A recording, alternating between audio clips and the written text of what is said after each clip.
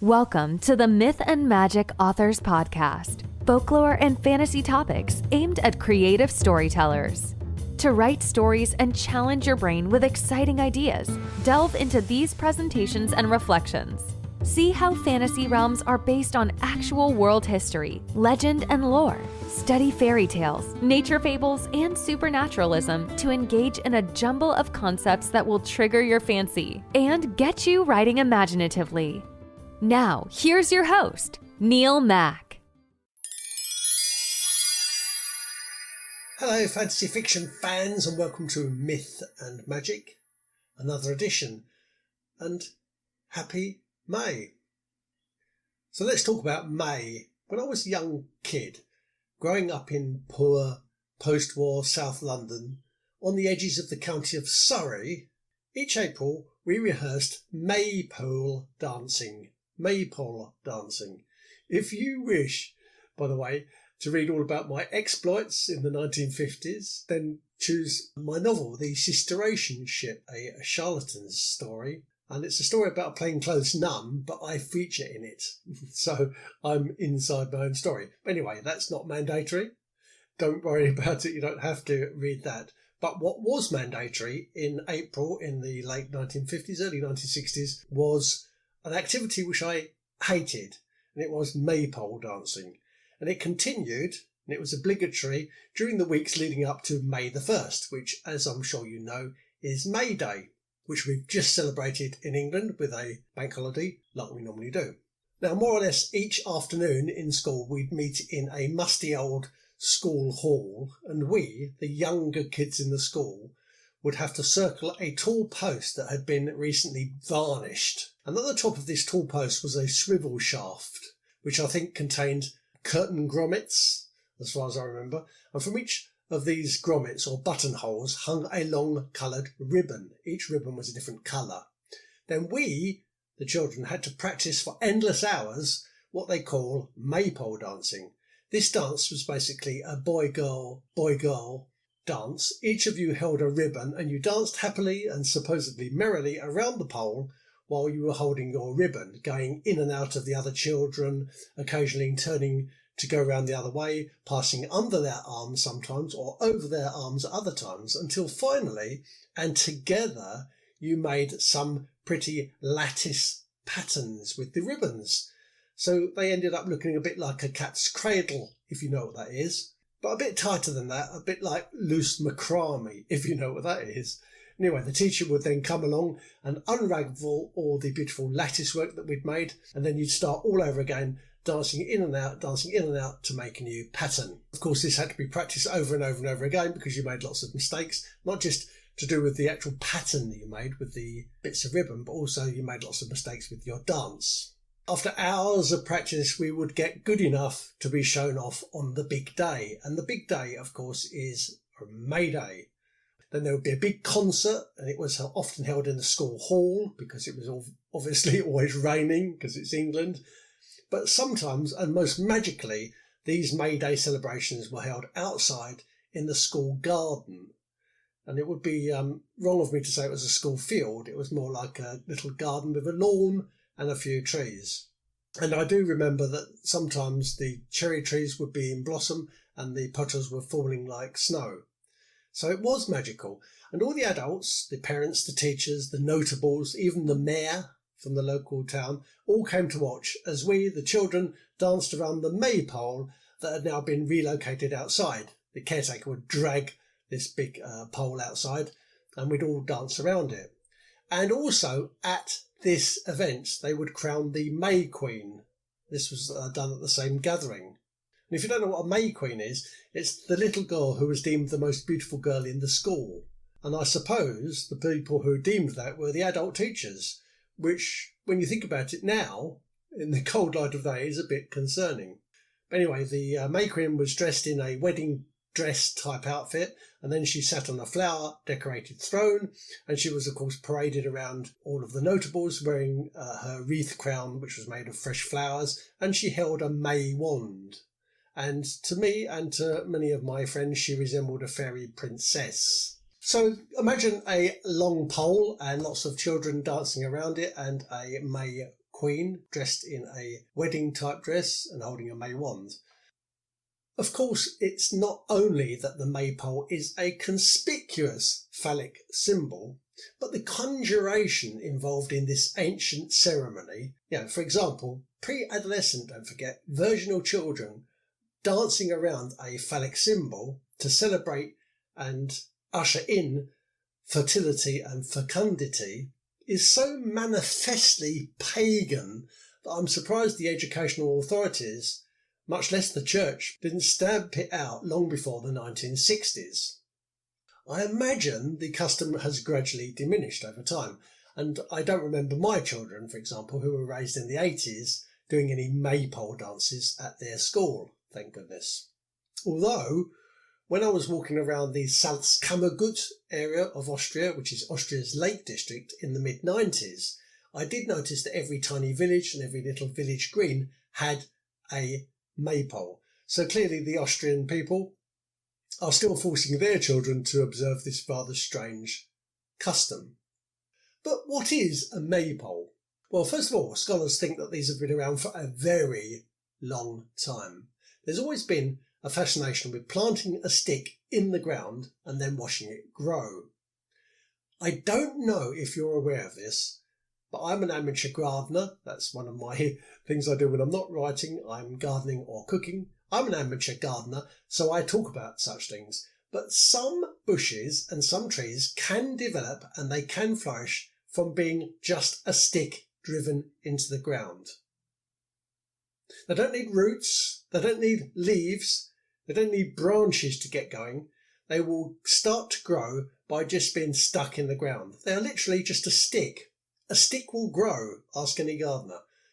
Now, in order to prove my point, and it shows that I put a little bit of extra effort into this show, I did put a grow stick into my backyard earlier this year. So I can show you what I'm talking about, and I'll put the picture on my show notes. And you can see from the new leaves forming this May, so I took this picture on May the 1st for you, that this stick that I only thrust in the ground a few weeks ago, I stuck it in the ground when it was still frosty, but it's already growing. It's already got leaves on it. And if you do go and have a look at my photograph, I'm sorry that it's not very exciting, and it's not meant to be either. It's just a stick with leaves. But this is a stick I stuck in the ground and it's growing.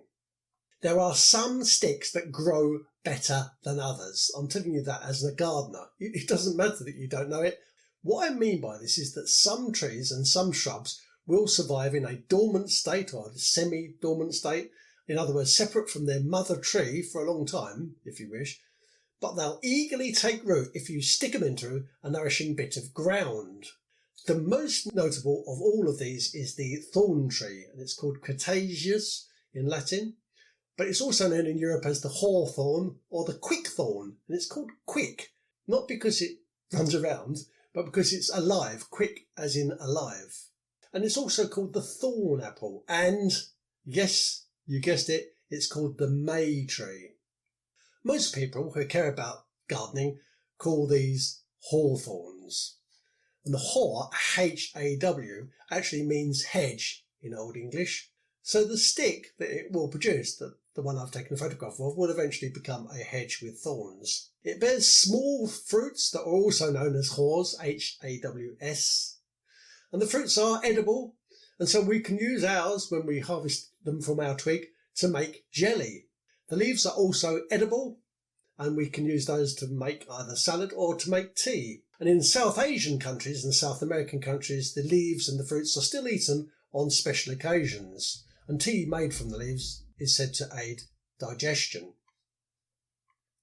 Now think about it. A person can drive a dead stick into the ground and magically, in just a few weeks, and don't forget I put mine in the ground only a few weeks ago and it's already got a crop of leaves, but in a few weeks a twig will appear to thrive. One day, perhaps very soon, my family could be eating the leaves, eat the berries, using the thorns as fish hooks, burning the older branches for firewood, and enjoying this tree that grew from a dead stick. This is called Myth and Magic, this show, and there's magic for you. Now, according to one legend, the legend of the Glastonbury thorn, there's a special tree that blooms twice a year in Somerset, and it was supposed to have miraculously grown from a staff that was planted by none other than Joseph of Arimathea. And he planted it near the mysterious Glastonbury Tor in Somerset. So this was planted over 2,000 years ago. Legend has it that he pushed his staff into the ground and it turned into an apple tree. I think it's a fair bet that his staff was made of the Cretaceous, the thorn tree, so the apples were actually haws. And I don't know if you know who Joseph is, because you didn't do Bible studies, but he's the rich guy who paid for Jesus' funeral. Hawthorn trees are often found beside Clootie wells, which I talked about in my Myth and Magic episode 49 that aired on the September the 2nd, 2020. At these mysterious wells, there are trees, these hawthorn trees, and they're often known as rag trees because pilgrims attach a strip of cloth to them as part of their healing rituals. And after this segment, I'll explain where the word May comes from, and it will all come clear. Compare these strips of coloured cloth stuck on the rag trees with my earlier description of a Maypole and Maypole dancing. Remember, we had ribbons tied to a tall pole. So were we, those children back in the late 50s, early 60s, were we involved in a healing ritual as well as an obvious fertility ritual? Of course, shoving a stick into the ground to see if it can grow and seeing if it will eventually bear fruit could be one of the first farmland experiences or farming experiences of a tribe. If a stick grows, they must have thought, then what about putting 20 in? What about putting 200 in? So I suppose that throwing seeds about, broadcasting seeds, and sticking, which is what it's called when you stick a stick in the ground and it grows, sticking are the tribe's first tentative steps towards a settled relationship with our Mother Earth. If you wandered away from your 20 sticks to find a new home or to follow the herds, then somebody else might come across them and they might take them or smash them up, or a pest could eat them, or they could die in a drought. So you tended to leave some people with your sticks to take care of them. And when you left people in a place to look after these sticks, you were starting to settle the earth. A stick in the ground is the first step on a path that leads to civilization. And one last thing about hawthorn, by the way. In Gaelic folklore, the hawthorn marks the entrance to the unseen dimensions. And because of this, it's very strongly associated with fairies and with the liminal that I talk about quite a bit. So hawthorn is a threshold between our world and their world. Law, L-O-R-E, law says it is very unfortunate to cut down a tree at any time other than when it's in bloom. And the hawthorn, because it's linked with fairies, it's especially unfortunate to cut a hawthorn tree down at any other time than when it's in bloom. But when it's in bloom, you can cut some of the branches off to make a wand or to decorate your May throne or to adorn your May queen. This warning persists into modern times, and I'll give you an example. There was once a famous automobile factory, a motor factory known as the DeLorean Motor Company. Have you heard of it? They went bankrupt in 1982, just 8 years after they were founded. You'll know the car because they manufactured, for a short time, and they manufactured a very flashy car, and it's Marty's Time Machine in Back to the Future franchise. This company destroyed a fairy hawthorn when it was out of bloom to make way for their production plant in Ireland. Hence, the failure of a highly capable engineer, DeLorean, who was not only a leading business innovator, but also a famously successful entrepreneur. But he fell because he cut down a May bush outside of its bloom. The company went bust because he didn't respect the thorn and he didn't respect the myth and magic. So anyway, when you have a collection of valuable fruit trees, and now I'm moving away from the hawthorn, I'm moving towards orchard trees such as apple and pear and cherry and plum and olive and apricot and peach and walnut. If you have a collection of valuable trees, then you must keep them safe, you must keep them comfortable, and you must keep them well nourished. It makes perfect sense to celebrate them once a year, because they bring you your food, your drink, your tools, your firewood, and, of course, ultimately, your wealth. And so it's best to pay respectful tributes to it, and obviously it's a sensible idea to pay these respectful tributes when the flowers are out, because then you can see that the fruit, or the promise of fruit that is yet to be harvested, is actually on the branch. And that's why when you cut into a branch with blossom on it, you're respectfully paying tribute to that tree, but also you're thinking about the promise of fruit yet to be harvested. And that's why fruit trees are honoured this weekend. In fact, that's why they're honoured especially on May Day. But let's look at another part of the word in Maypole. We've talked about May, but what about the pole part of May? Now, I've touched on this topic before, but let me just go through it again. If you lie on your back in a field on a cloudless, starry night and you look up at the star that's directly above your head, you'll see a star known sometimes as the pole star. If you had time, you could observe that all the other stars seem to revolve around this one star, the pole star. I guess it's fair to point out, by the way, that it depends where you are in the world and what your equinoxes are at the time, and it might not always be the same celestial body that everybody else sees. But there always will be one star above your head that all the others in the galaxy seem to revolve around. If you stuck a long vertical stick into the ground and then stood beside it and looked up, it would seem as if all the universe spiraled around that stick, and that stick is pointing at the pole star. That stick would become, in essence, a real and a tangible link between you and all the galaxy. And I suppose if you live in the southern latitudes and you're listening to this, you'll be looking at Sigma Octantis, which is the southern pole star. But if you can imagine, the pole is the axis mundi, and this means the axis around which the entire universe revolves, and you focus on the mystical nature of these mental images for a moment, you come to understand that a vertical pole that's been stuck in the ground offers a human being a true, a genuine, and an unmistakable link with all the galaxies in all time. And furthermore, it seems to indicate to us that we have a direct connection with infinity as it spins and swirls above our heads.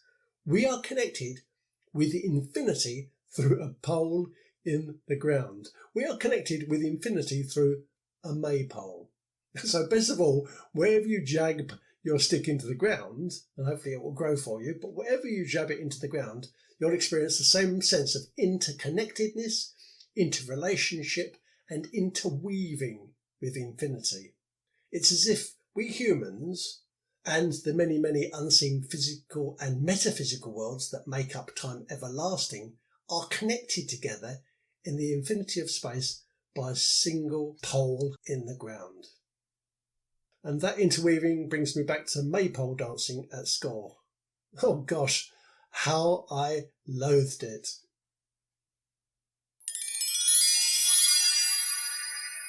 Who is May? The second part of this topic, talking about May Day, is to ask about the month of May. In Latin, Maius, which is M-A-I-U-S, was named after the Greek goddess Maia, M-A-I-A. Maia, which incidentally means mother, and she's also the queen of flowers, was the daughter of Atlas, her father, and Pleione, her mother. Pleione was an Oceanid. According to legend, the Oceanids were primordial beings who populated the world before the waters receded and land was formed. Oceanid nymphs are therefore associated with water, and their personification is found in clear water springs. So I told you I'd explain why spring water and May and those rags tied to a tree are all connected. And her father, by the way, was Atlas, and you'll know him because he's the guy who's condemned to have the entire universe on his back because he committed treason in a civil war that broke out between all the gods long before humans were here. In Roman myth, Maia embodied the concept of growth, and she was also identified with the Roman goddess of fertility, Bonadia, the good goddess. On the first day of May, the demigods of the fields and the borders and all fertility were honoured in a grand ceremony, and the Romans would make an offering to the earth goddess, Maya. Therefore, Maya, through her royal connections, her correlation with goodness and with light and fertility, because of all those connections, she's intertwined and interconnected with another May character. And that other May character is Mary, the mother of Christ. And in Catholic tradition, the month of May is also dedicated to Mary. So the May Queen character that we dressed up and put on a throne at school is possibly a folk memory of this dedication to Mary. But it's also a folk memory of our dedication to the good goddess, the Queen of Flowers, the daughter of Atlas and Pleione, in other words, the Greek goddess Maya.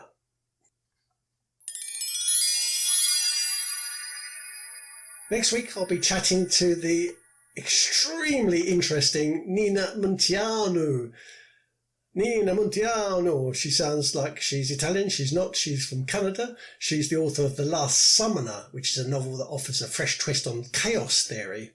And she also wrote a very interesting book quite recently, A Diary in the Age of Water, which combines science with some great storytelling to address serious concerns about climate change.